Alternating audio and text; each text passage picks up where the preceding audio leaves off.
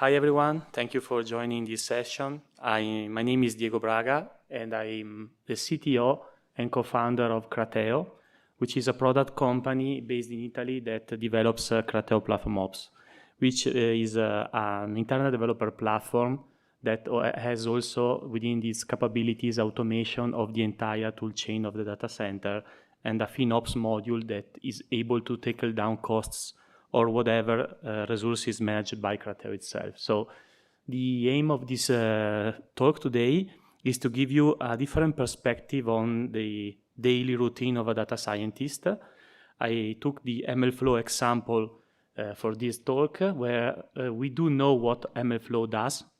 MLflow can run on Kubernetes, MLflow can deploy models on Kubernetes, but who manages MLflow? You know, it's a chicken and egg problem. So my idea is to give you a different perspective on how we should treat data scientists that use tools like MLflow and leverage something like Kubernetes as a control plane of the processes that maybe integrate MLflow, for example. So I will give you some perspectives on data scientists accessing to these tools. And yeah, so let's start. Let's start defining the problem. So we are working with a lot of customers, we are working with data scientists, and we do understand that there is a lack of a defined process on how we should develop models. So it's something like, DevOps methodology that in 10, 12 years ago, we were talking about developers writing source code for front ends and back ends, and we did an enormous amount of work to do continuous integration, continuous deployment, continuous monitoring, and now we have data scientists that are again writing software, and again we are facing the same problems we found with the DevOps methodology 12 years ago. So we are facing the same problem. So this is an opportunity. It's not something bad. How we should track experiments, how can we reproduce the model status, how my model costs in terms of infrastructure. Okay, we saw in the previous keynote that we were throwing some jobs using some GPUs and monitoring GPU hours that we used, but these hours were enough for my job. Am I booking too many GPUs for what I really need? So this is something we should also analyze. And the interesting part that we saw everything in place. We saw Kubeflow running jobs, but who implemented that Kubeflow instance? So who implemented the infrastructure that runs Kubeflow? So this is what our problems that I want to discuss with you today. So I don't know how many of you are familiar with Kubernetes and Kubernetes operators. Okay, that's great. So we do know that there is an important part of Kubernetes which are operators, and someone calls them controllers, someone else calls them operator. It depends on the terminology and the language that you're using, but basically let's say that Kubernetes has always been implemented with this concept of control loops that take some specifications and apply this specification to an API. This API can be an internal API of the API server or can be an external API of whatever we can reach. So it can be also an instance of MLflow running somewhere.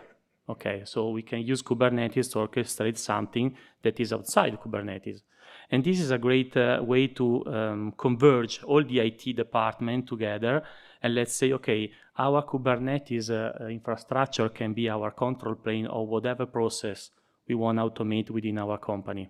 Okay, so it's an enormous advantage because we are not discussing on how we should specify the desired state, where is how we should manage the reconciliation if something diverges. Everything is already in place. So we are just discussing who manages that particular kind of Kubernetes operator for that particular kind of infrastructure or toolchain. So just make a proper example, composable is a terminology that is coming every day in different aspects, but let's talk about composable MLOps. So we are doing an exercise, okay? We want to give our data scientists the ability to access to a self-service portal and ask us to whatever is a golden path that has been standardized within our company. So yeah, it's great. We have, for example, the UI of MLflow. We have the UI of Kubeflow, but I'm talking about two different tools. And where are logs? Where are my data sets? Where are my metrics? Where are the ability to trigger another pipeline for training, you know? So these are different informations are scattered between my data center.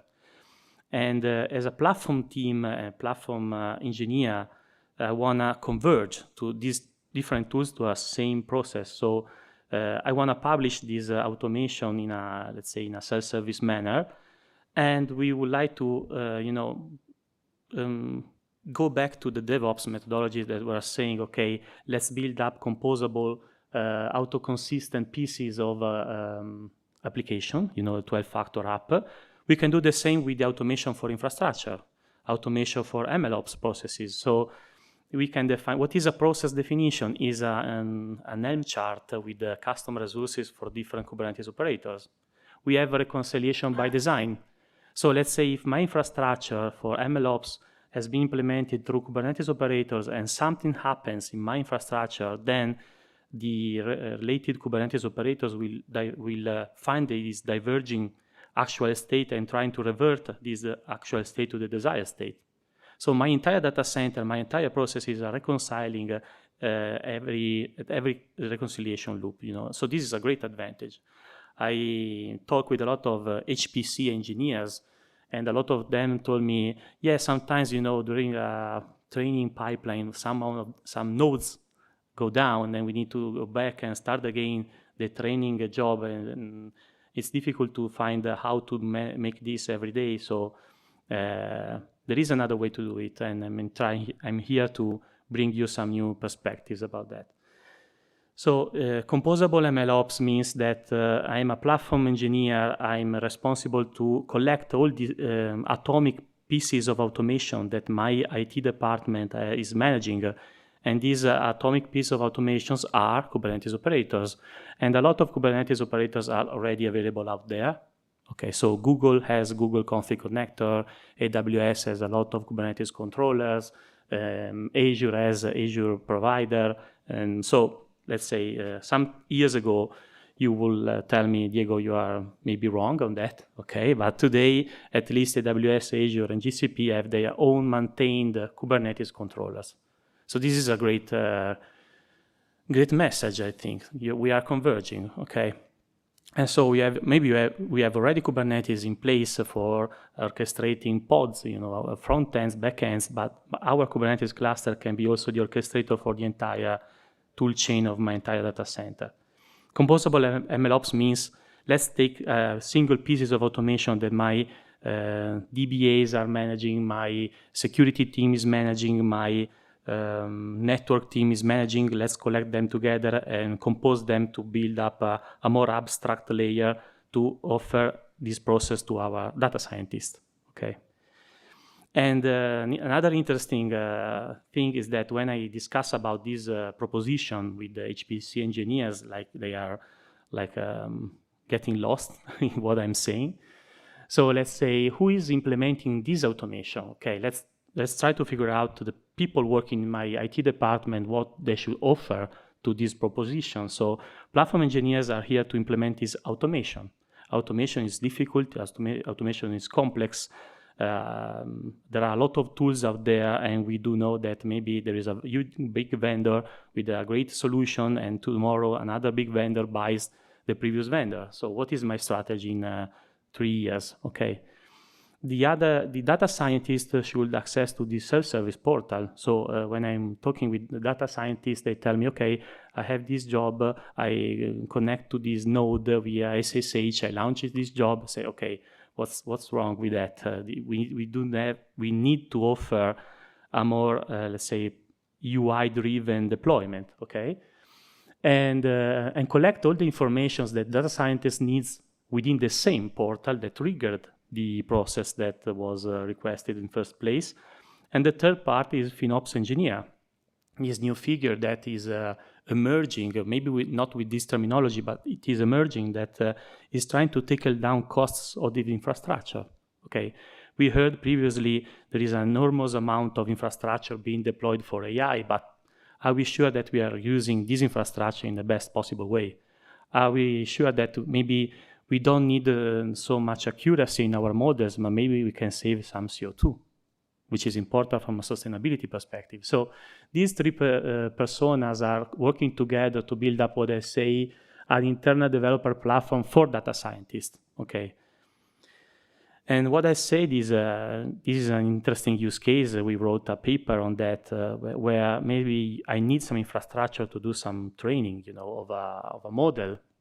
And then maybe this infrastructure, I can deploy it on request, and I can understand maybe in asking to another model what is the best cloud provider and when is the best time to deploy this infrastructure, because that particular cloud provider at that particular hour for the next 6 hours will be the greenest. Okay, so this is another interesting way to connect the MLOps infrastructure with the golden paths like cost monitoring. So let's go deeper on the example that I'm talking about in this talk. Let's say I am a data scientist. I'm connecting to my company internal developer platform where I am not the only user. There are developers, front-end developers, back-end developers, and data scientist developers connecting to the same platform. And my company chose to use MLflow, and especially the managed version that is offered by Azure, which is called Azure Machine Learning. And I use GitHub as a code repository. Okay, this is pretty much an example. So in this way, I have all my data scientists following the same golden paths. Okay, the onboarding is really simple. I connect to my portal, I compile a form with a few informations that my data scientist should know, and then all the infrastructure pops up and all my processes are configured. Also MLflow is configured, because if MLflow is already in place, okay, but who creates the experiment? I don't know if you're familiar with MLflow, but who creates the experiment? Who creates the project? Who triggers the pipeline? Who collects the metrics? Okay, and this is something that can be configured in MLflow. So how we can configure MLflow for that? Okay, back again to the Kubernetes operators. So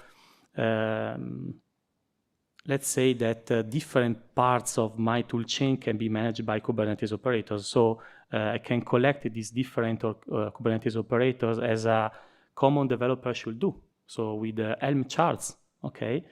And these different parts of different Kubernetes operators, maybe I'm managing the MLflow model registry, or maybe I need to configure a dashboard for Grafana. Okay, this is, the same process, but orchestrating different pieces of the toolchain for this particular kind of process to trigger.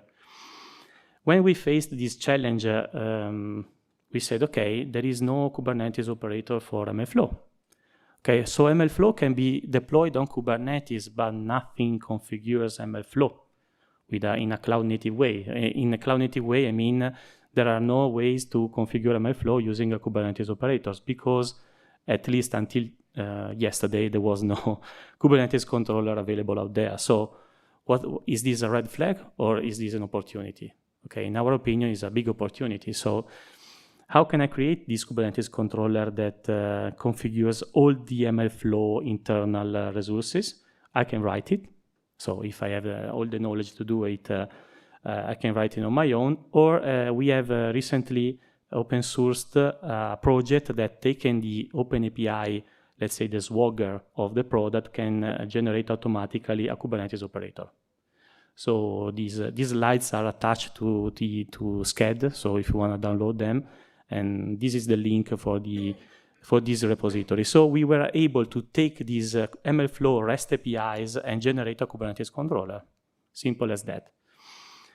So why we are using MLflow via Kubernetes controller? Because there are a lot of pieces to configure every time. Every time I onboard a new project, every time with project I mean a new model, I need to do a new experiment, I need to configure, I need to register, I throw a lot of pipelines, and one of these pipelines gave me the best metrics, so I want to register that experiment as a model to offer in my model registry. So I don't want to do click ops.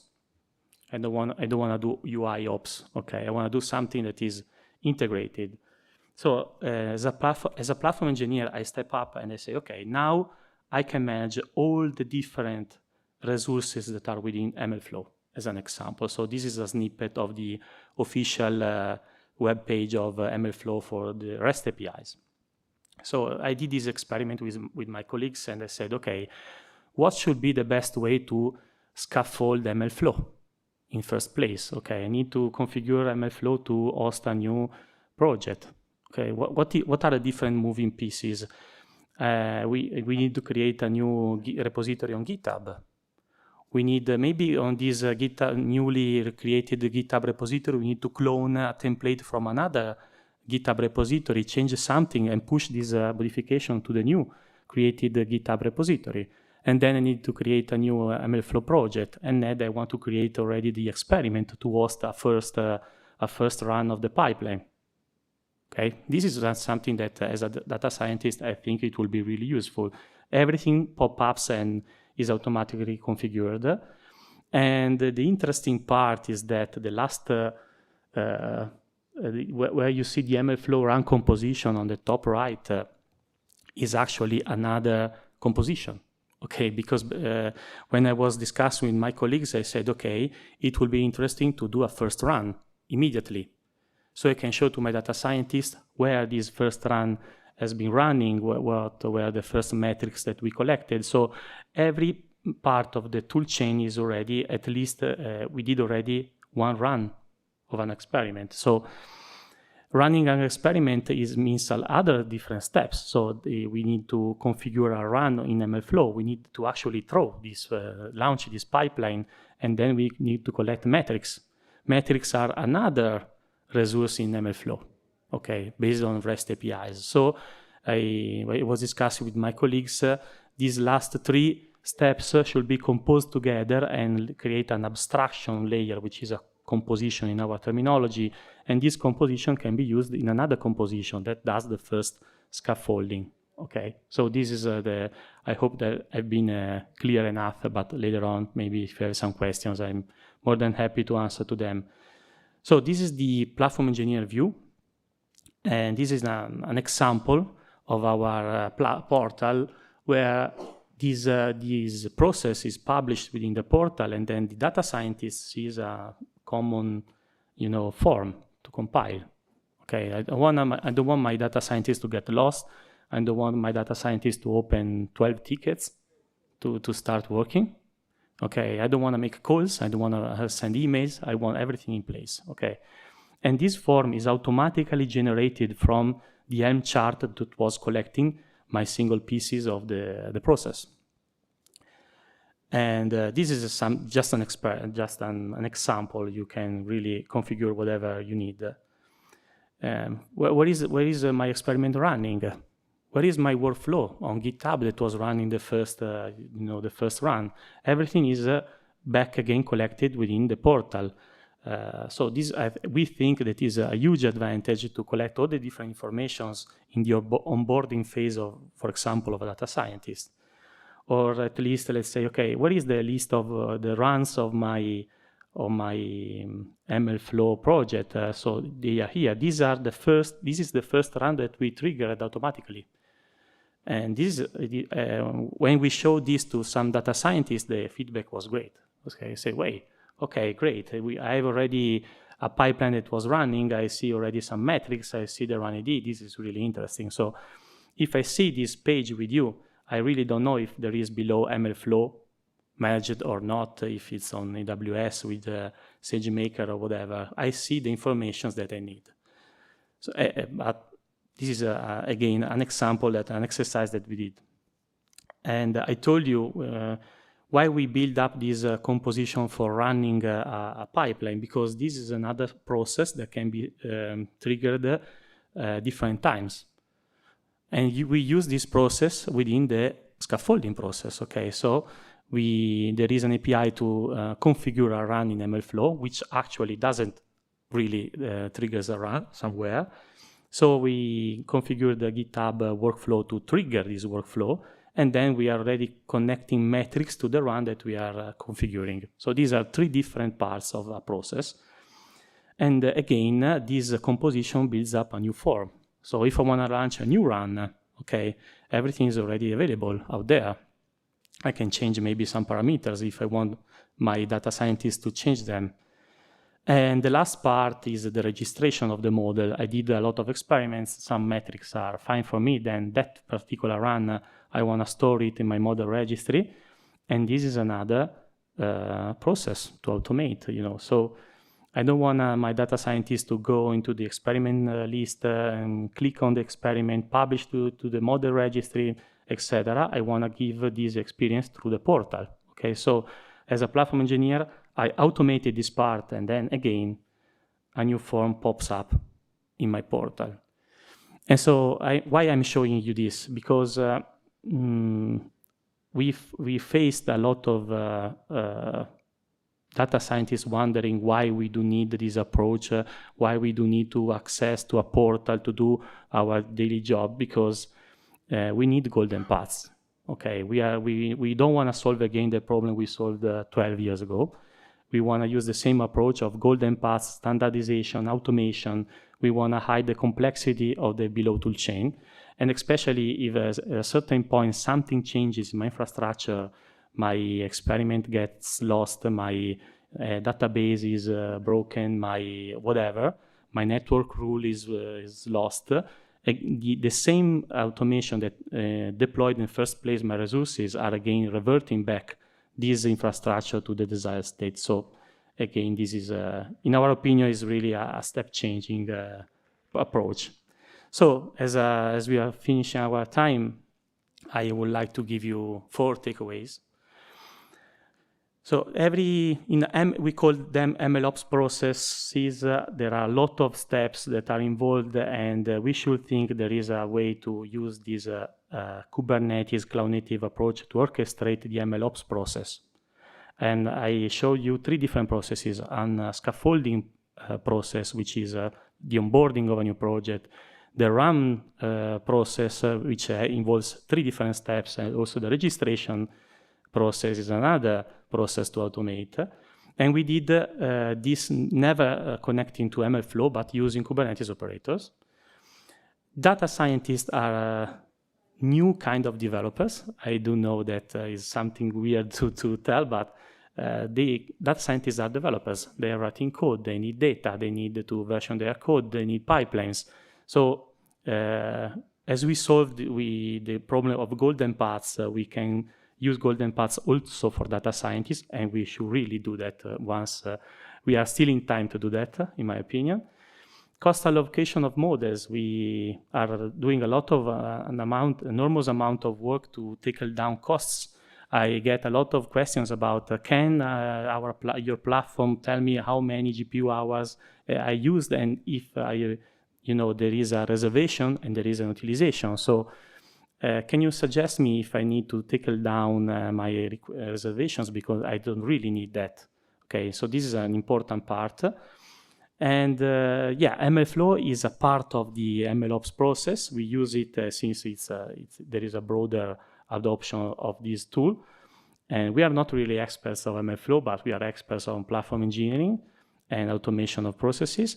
And we found out that even if MLflow doesn't have a Kubernetes controller, there is an OpenAPI Swagger available out there, and we use it to generate these Kubernetes operators. So this approach can be copy-paste to other tools that maybe you have in your tool chain, and you want to converge to a same approach. So if your IT operations are discussing what is the best way to automate this part for data scientists and AI workloads, maybe there is this opportunity to converge to something that is future-proofed like Kubernetes. Okay, there are other tools out there, but we don't know how the market is evolving, how vendors are buying each other. And if you need to bet on something, I strongly suggest to bet on something which is truly open source, which has a really great clear governance, which is Kubernetes. So this was the last slide. And thank you so much for attending this session.